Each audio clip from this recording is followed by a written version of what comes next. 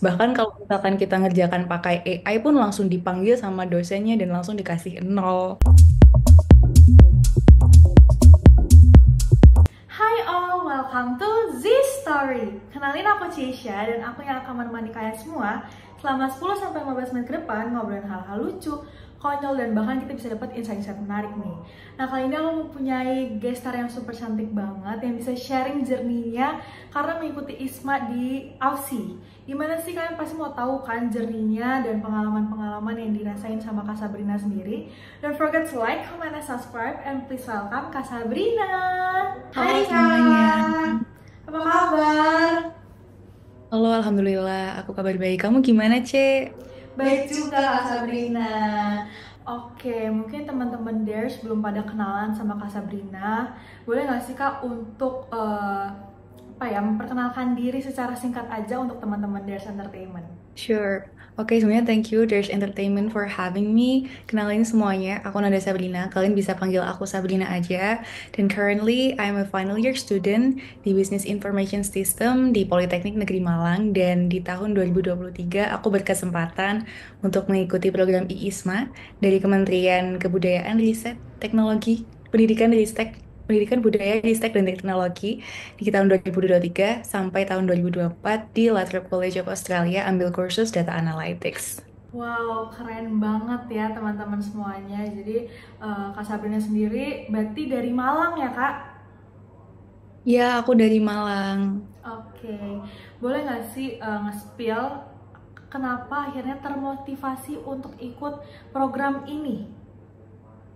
Oke, aku sebenarnya udah bilang ini banyak banget berkali-kali. Jadi sebenarnya Oke. aku ikut program ISMA itu iseng dan Oh, oke. sebetulnya juga untuk bisa study abroad itu juga salah satu impianku. Cuma ikut program ISMA sendiri itu Oke. iseng dan alhamdulillahnya ternyata rezeki kayak gitu. Oke. Tapi menurut Kak Sabrina sendiri seru nggak untuk ngejalanin program ini? Menurut aku totally seru, apalagi Mhm. kita bisa punya kesempatan untuk belajar di luar negeri dengan Mhm. lingkungan yang mungkin jauh berbeda dengan di Indonesia dan kita belajar di sana itu juga lingkungannya juga heterogen dan kita belajar secara gratis gitu.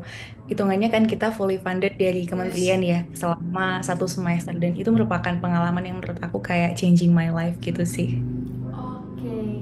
Nah, aku mau tanya dong, untuk ikut program ini itu persyaratan yang dibutuhkan tuh apa aja sih Kak? Atau susah banget? Atau kita harus apply di semester berapa Kak? Adakah minimal IPK-nya atau seperti apa? Ya, first of all, jadi program ini tuh 1 semester teman-teman dan teman-teman dari masa perkuliahan itu bisa mulai daftar di semester 4. Jadi nanti pelaksanaannya di semester ganjilnya. Kalau misalkan daftar di semester 4, berarti nanti jalaninya di semester 5-nya. Kalau misalkan daftar di semester 6, berarti jalaninya nanti di semester 7-nya. Dan untuk Oke. tahapan-tahapannya itu juga kurang lebih menurut aku juga cukup challenging sih. Jadi di awal kita ada administrasi, di tahap ini tuh yang paling susah menurut aku adalah esainya. Jadi itu benar-benar Oke. harus menyiapkan banget dari esainya. Kita harus ngejawab beberapa pertanyaan dalam sekitar 250 sampai sekian ratus kata. Hmm. Dan kemudian setelah dari tahap administrasi yang cukup challenging itu kemudian masih ada tahap yang namanya tes kebinekaan atau nationality test. Itu juga menurut aku Oh, cukup challenging sih, karena kayak oke. di tiap tahapan tuh kayaknya nggak ada tahapan yang mudah gitu menurut aku. Jadi Oke. semuanya challenging. Nah, setelah tahapan tes kebinekaan, barulah kita masuk tes interview yang benar-benar akan menentukan apakah kita akan menjadi awardee atau tidak kayak gitu sih. Oh, oke. Nah, untuk negaranya sendiri itu kita yang memilih atau memang sudah ada list dari kampus yang di Malang ini, Kak? Oke, nah kalau misalkan untuk memilih kampus atau host uninya, sebenarnya Yes. dari ISMA ini mereka udah punya atau provide beberapa list kampus baik untuk Oke. vocational atau untuk undergraduate atau yang untuk sarjana kayak gitu kan. Oke. Nah, untuk milih kampusnya kalau aku dulu itu harus konfirmasi dulu ke program studi aku. Jadi apakah aku boleh ambil kursus ini di eh, tempat ini seperti itu. Jadi Oke. karena itu kan kita emang harus ambil apa ya kursus yang align dengan jurusan atau prodi kita saat itu sehingga ketika kita kembali tertinggal dengan materi yang ada di kampus asal kan kayak gitu. Jadi kurang lebih memang kebijakannya tergantung sama kampus atau bahkan jurusan masing-masing kampus kayak gitu sih. pastinya kan sistem pendidikannya atau cara mengajarnya Indonesia dengan negara luar itu kan pasti banyak banget perbedaannya ya Kak. Ada nggak sih yang ngebuat kayak, aduh kok ternyata seperti ini ya di Aussie atau gimana gitu, ngerasain perbedaan yang sangat amat signifikan antara Indo dan luar, dan itu membuat kayak culture shock di bagian pendidikannya mungkin. Awalnya sih aku cukup kaget ya, bukan yang kaget yang gimana, tapi kaget yang udah Oke. sebenarnya udah aku udah expect gitu loh. Jadi Yes. kalau misalkan di Indo mungkin kan aku banyak praktikalnya, tapi kayak udah ada tugas selembar tugas yang emang harus dikerjakan kayak gitu, atau Oke. teori banyak. Tapi kalau selama di Aussie tuh aku bener-bener banyak engage langsung sama dosennya. Jadi yang pertama Oh, adalah oke. lebih banyak banget discussnya, dan kita Hmm. sering banget dibentuk kelompok kayak gitu. Tapi kelompoknya bener-bener langsung yang kayak satu dalam satu kelas. Jadi misalkan hari Selasa gitu ya, ada kelas Mm-mm. A gitu kan. Nah, di kelas A itu kita langsung dibentuk kelompok hari itu juga, tugasnya hari itu juga, dipresentasikan Wow. hari itu juga. Jadi, Wow. Dadakan gitu ya. iya, jadi waktu itu kayak kita belajarnya gimana ya? Belajarnya Hamin satu atau Oh, Hamin sekian yang oke. memang di sana itu emang udah di LMS-nya mereka udah upload beberapa materi untuk Mm-mm. beberapa minggu. Jadi kita bisa pelajari itu lebih awal kayak gitu. Jadi emang ada hal yang harus dibaca dulu sebelum masuk kelas. Dan kalau misalkan nggak baca itu waktu kelas kita bakal banyak kagoknya. Karena Oke. kadang dosen tuh langsung kayak nunjuk lah kayak gitu kayak kamu harus Mm-mm. jawab kayak gitu. Oh, oke oke oke. Sebenarnya kalau di Indo mungkin aku nganggapnya itu horor ya. Jadi tapi kalau Hmm. misalkan luar negeri atau mungkin pas di Aussie kemarin tuh aku nggak nganggap itu horor sama sekali. Nggak tahu kenapa. Mungkin Oke. karena ketika kita salah, ketika kita bener, nggak ada yang ngejudge gitu loh. Bahkan dari teman, Hmm. bahkan dari dosen gitu kan. Meskipun mungkin di Indo ya sama aja ya. Tapi nggak tahu karena di sana aku ngerasa less pressure aja karena kita dibawa enjoy banget selama di kelas. Itu yang pertama. Yang Oke. kedua, salah satu fasilitas yang menurut aku sangat-sangat membantu selama di sana itu adalah ada student advisor. Jadi Oke. ketika aku mengalami kesulitan sebagai Hmm. student di sana, mereka Hmm. itu kayak provide satu orang gitu untuk ngasih aku advice terkait dengan studi aku. Jadi aku kebanyakan waktu itu tanya Oh, terkait oke. dengan esai aku karena di sana itu banyak banget tugas yang esai C. Jadi Oke. kayak kayak UTS-nya atau kayak di akhir semester kita tuh bakal banyak yang bikin esai kayak gitu, dan waktu esai itu dia ada Trinity-nya gitu loh, jadi kayak kamu harus Oke berapa oke. persen kayak bisa pass the test kayak gitu. Iya, iya, iya. Kalau kesempatannya itu maksimal aku lupa ya 3 atau 4 kali, kalau misalkan lebih dari itu ya out gitu kan. Terus Oh, oke, yes. kayak Ilmu kamu baru nggak berarti pas. ya gitu ya. Heeh.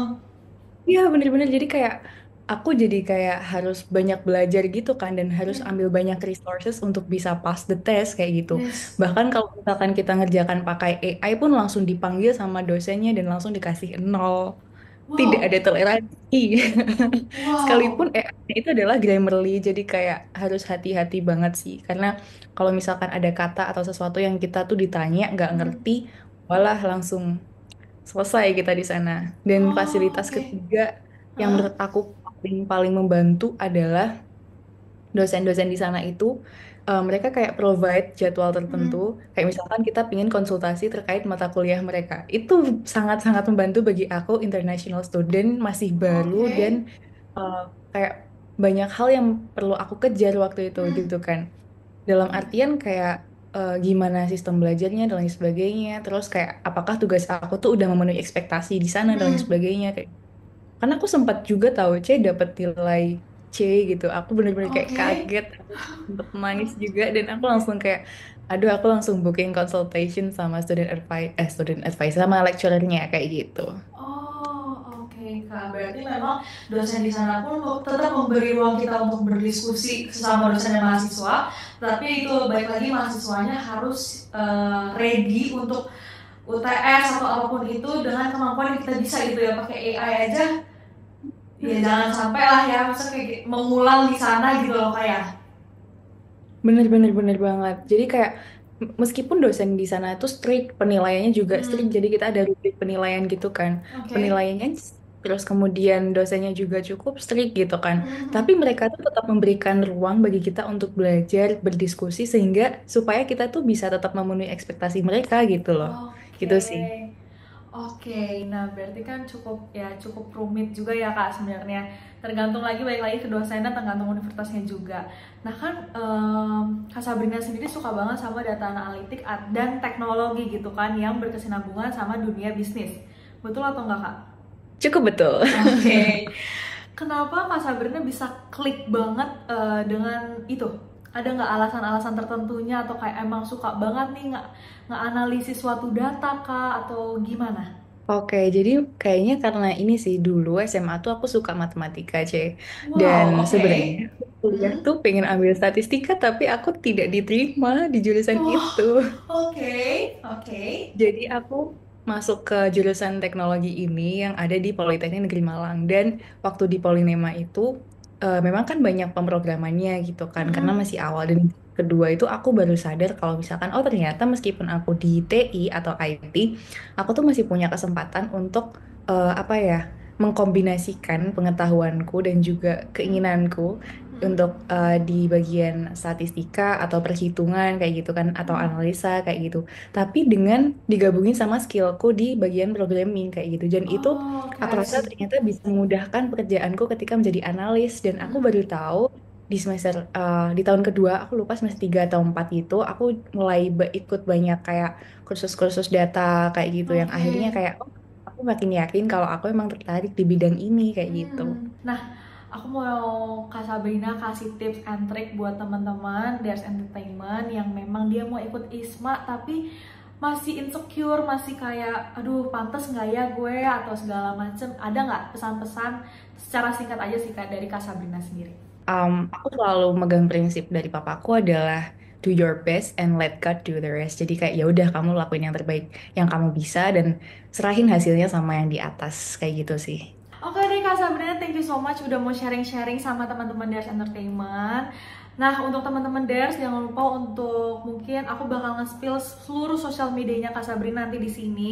Kalian boleh banget pantengin atau mungkin follow langsung karena kita bisa ngeliat aktivitas apa aja yang lagi dilakuin sama Kak Sabrina ke depannya nih. Atau mungkin boleh nanya-nanya juga tentang ISMA ya nggak Kak? Boleh, boleh banget. Aku juga buka mentoring kalau misalkan programnya Oh, masih ada ya. wow, nah itu bisa langsung dipanteng aja di follow Instagramnya biar tahu tuh update terbaru dari Kak Sabrina. And ya guys, thank you for today. Terima kasih udah nonton dari awal sampai akhir. Pasti kita dapat insight-insight yang menarik banget dari Kak Sabrina sendiri. And ya, don't forget to like, comment, and subscribe. Bye!